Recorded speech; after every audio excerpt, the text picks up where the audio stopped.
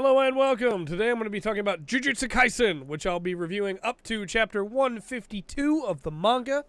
I have just recently read and caught up to where Jujutsu Kaisen is at currently, and I really wanted to talk about it. I'm very excited to talk about some of my favorite characters, some of my favorite moments, and what I think makes the series so special. Because in a lot of ways, when you look at Jujutsu Kaisen, and this is part of our non-spoiler section, when you look at Jujutsu Kaisen, for the most part, it looks like just a, hey, roughly described magic system, interesting characters, combat kind of series. But I think there's actually like a lot of heart in Jujutsu Kaisen, and I think that the characters wind up really coming together in a great way. I think the main crux of the plot is really interesting, and how it's not really what it seems like it is at the start. There's a lot of good twists, I'll put it that way, for our non-spoiler section. So, as part of our review, do I think, without spoiling anything for you, that you should read Jujutsu Kaisen? Absolutely, I do. I've seen clips from the anime. I have not yet watched the anime, but I am told that the anime is also really good. So that is an option as well. But 100% I think you should read it because, first off, only 152 chapters. It's not too bad at all. You can easily get caught up to that, and there will be more coming, of course. The story's not done, but it's currently on a little bit of a hiatus. But with that said, 152 chapters, not too bad at all. And I absolutely think the characters are worth it. I think that some of the plot threads are super worth it. And I actually really like this magic system. I know I said earlier that it's kind of roughly explained, and I'll get into that a little bit more as we go. But I think this magic system is really solid. So yes, 100% I think it's worth it. And that's all you get for the non-spoiler section.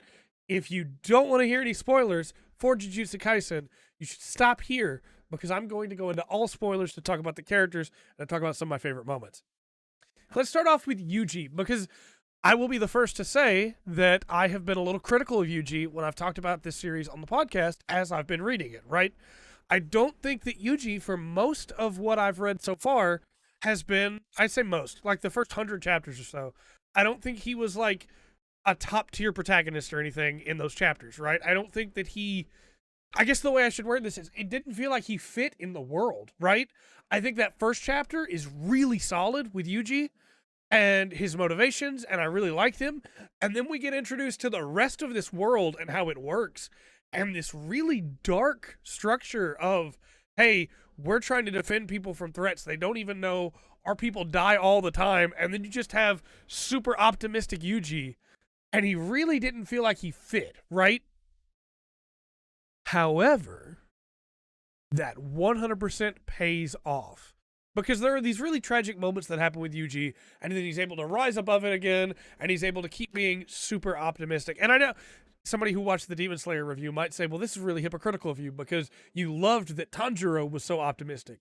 You loved that Thorfinn could be so optimistic. Well, yeah, but they're also very grounded in a way that Yuji wasn't early on, right? However, at a certain point in the story, Yuji, it clicks for him, right? He understands his role in this world. And in that moment, he goes from somebody who kind of didn't feel like they fit to the most emblematic of this world. It's not just that he's incredibly optimistic now.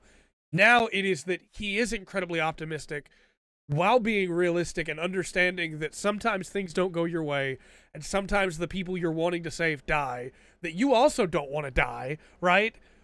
But that sometimes the Jujutsu sorcerers have to make that sacrifice, and he's willing to do it. And it just brings his character arc around in this great way of, it's almost like Whiplash, of like, you have this character that has been joy and pep and, let's go, and then it just smacks him in the back of the head. And instead of reeling from the blow, he goes, yeah, okay, I get it. And then immediately after that, you get another hit from the stuff with Sukuna, with the exploding. I'm trying to put my thoughts into understandable words here instead of just losing it. Immediately after that, you get another hit where he realizes what Sukuna has done and all that Sukuna has destroyed. And that's on him too. It was in his body, even though it's not his fault, right? And instead of The collapse, it's got to get back up, got to get back to going, got to get back to moving. And that's, to me, what brings Yuji full circle and makes him an incredible protagonist. Because he goes from that, well, I'm going to save everybody. I'm going to make sure everybody has a good death, to I'm going to save those who I can. I'm going to make sure those who I can have a great death. And I think another thing that really helps with that is Choso, and I'll get to Choso in a minute. But the dynamic that he has with Choso, where he's like, why are you helping me? I killed your brothers. And Choso's like, it's not about forgiving you or not forgiving you. You're my brother. And it just, for Yuji, he grows so much in such a short amount of time that, like I said, it's almost like Whiplash, but it still feels incredibly natural. Yuji's not the only character that I love in here. I just mentioned Choso. Choso is one of the best characters in the story by far, in my opinion. And that's not to downplay the other characters, because I think there's some incredible characters in here. But Choso is incredible, even above, right? Like, this character of, hey, you killed my brothers. I have an existential crisis as I realize that you're also my brother. And then, well, yeah, you're my brother. I'm gonna be there for you. I'm gonna put myself out there for you. Even if it goes against what my original plan was, I'm going to protect you. And some people would say, well, the fact that he's Yuji's brother is a cop-out. Well, no, it seems like it's tying into a much larger story here that's going on with Kinjaku. And so I'm really interested in seeing how that pans out as well. But Choso, incredible character. And I'll get into the magic system. I guess I should have gotten to that before characters. But I also really love Choso's curse technique, the blood manipulation. It's really cool. Another character, also Yuji's brother, Todo. Todo's great. I love Todo. Just, what kind of women do you like? And then creates a memory that didn't exist before of him and Yuji being longtime friends and rivals and brothers. I love Todo so much. And I actually think like the Black Flash is a really cool way to use the cursed energy. I think we'll come back to Todo, but I think the magic system in this story is so cool because it's not fully explained, right? It's just vague enough that you can kind of get away with almost anything.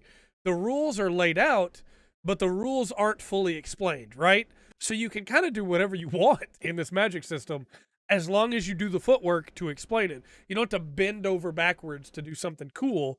You can just go, well, hey, we already got cursed energy and we're already trying to apply it throughout our body to block attacks. What if we used it to apply to an attack and we used reverse cursed energy manipulation, and you just throw that out there and I'm like, okay, yeah, let's go. I like it.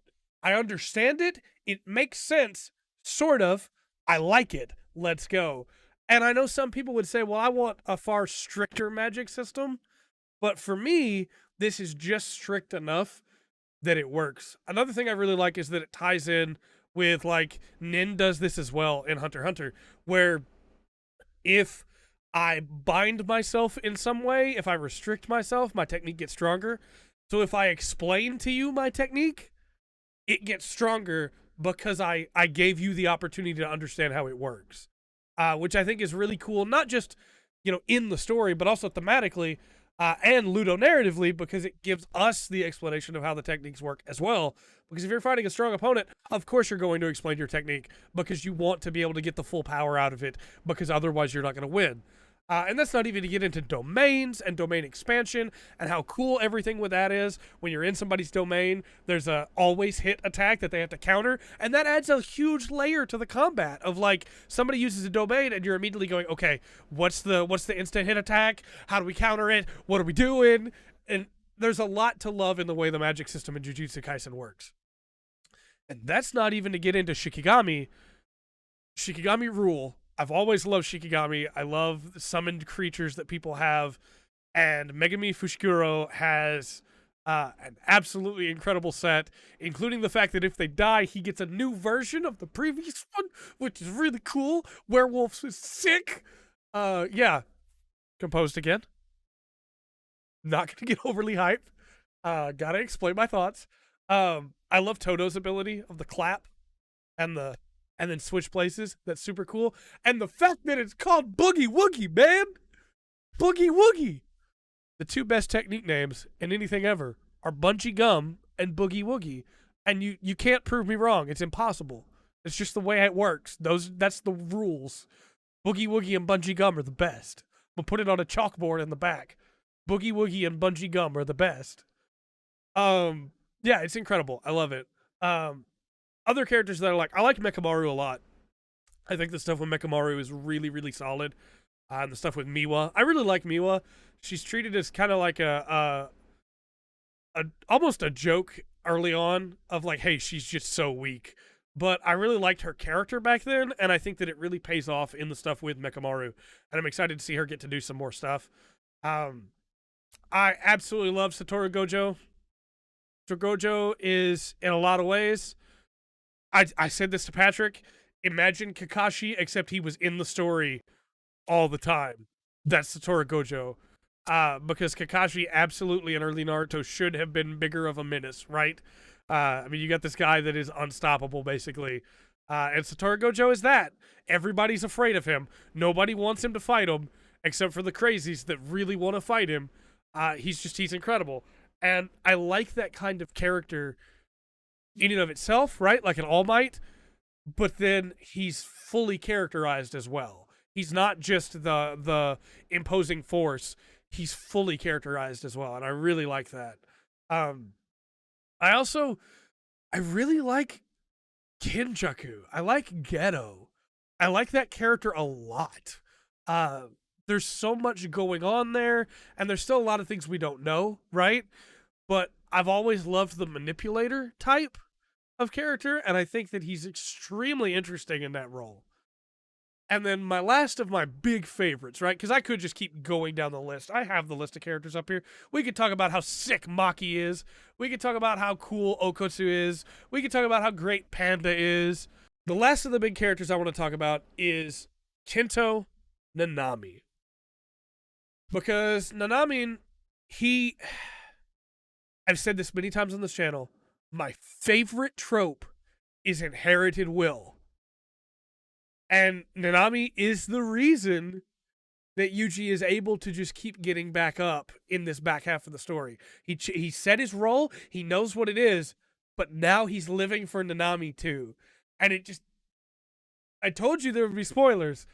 I love Nanami as a character already, right? The 7-3 sorcerer. Super cool.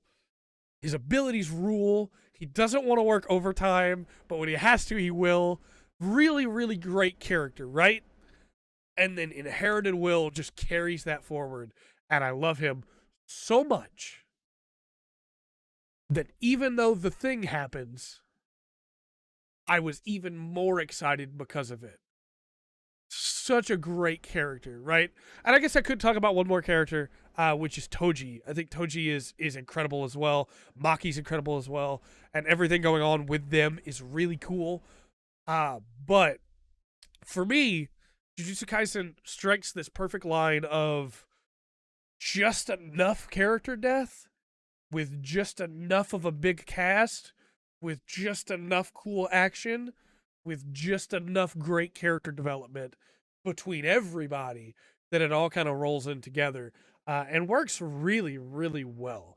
I think this story obviously still has a long way to go, right? There's a lot going on and we still don't understand it all, but the lead up of, hey, here's our bad guys, here's what's going on, and then the subversion of that, not in a way to just surprise you, but in a way of like, hey, no, this was the manipulator the whole time, is really, really good. And I like that a lot. Also, the line work and the panel work is really good in the manga. I can't speak for the anime, again, though I've been told it's very, very good. But the panel work is great. You can really feel the movement. You can feel the hits. There's never been a moment while reading through the fights that I've been confused as to what's going on, right? The combat has always made sense. And it's very difficult to do when you have people like Hanami making a giant tree ground appear all of a sudden out of roots, and then vanish. It can get confusing really quickly, especially with like Boogie Woogie and people switching places, but I never had a problem following along. I thought it was all really well laid out in a way that I really appreciated. Yeah, Jujutsu Kaisen is just 100% worth a read. The complete dominating presence that some of those characters have when they show up, that just makes you go, oh, is incredible. There were moments where I was messaging two of my friends and just being like, this just happened. This is going to be a problem, right? This just happened. Don't tell me, but this is going to be a problem, right? And it's so good. It's just so good. There's Jujutsu Kaisen 100% worth reading.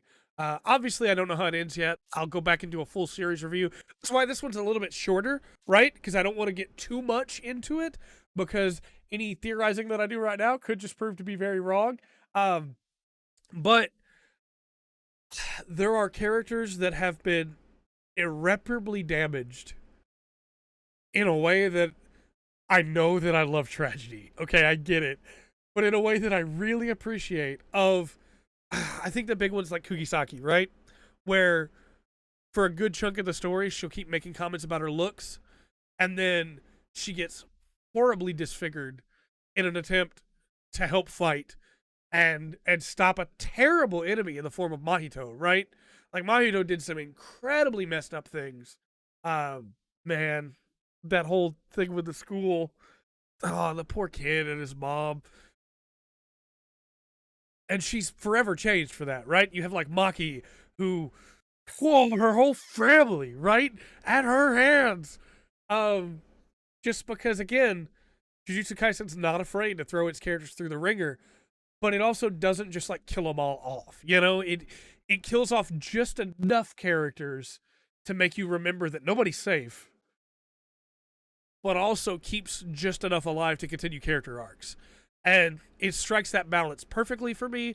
I think if it continues to strike that balance as it moves forward, I think that it will be one of the, I don't want to say like one of the best, because I feel like that's a lot of pressure to put on it, but I believe it. It'll be one of my personal favorites for sure if it continues to do this. Because already it's got some incredible moments. Already it's got some incredible storytelling. Already it's got some incredible characters. I want to call out one last big moment before we end this. And I know this is a very short review compared to a lot of the others that I do. But there is a moment where Toji and Satoru Gojo fight. And the movement in those panels, I have to see it animated, because the movement in those panels is incredible. There's a moment where Toji's just like stabbing Gojo's leg, and it blew my mind how good the line work is there, because you feel the movement of that knife even as it's just like going in, and it's incredible. Again, I haven't seen the anime yet. I want to do a video on the anime itself as like an adaptation review, but the manga is 100% worth reading. And I've tried my best not to spoil too much here, because I could talk about Mechamaru and the super hype mech. I could talk about some of the best fights in the series. I could talk about Satoru Gojo just being insane and opening a domain for 0.2 seconds. But I really want you to read it for yourself and let me know your thoughts. So be careful in the comment section, because there probably will be spoilers in there too. But I'm very excited to continue the series, and I can't wait. So although this is a little bit shorter review, because I didn't go into like a ton of detail, let me know your thoughts in the comment section down below. Let me know what you think. I really want to do a full review once Jujutsu Kaisen is finished, and I want to talk about some of my favorite moments, maybe do like a top 5 moments in Jujutsu Kaisen, because I really do think this series is something special. But let me know your thoughts in the comment section down below. Till next time, I've been Trey. This has been The Full Spectrum. Remember to always enjoy the full spectrum that Jujutsu Kaisen has to offer.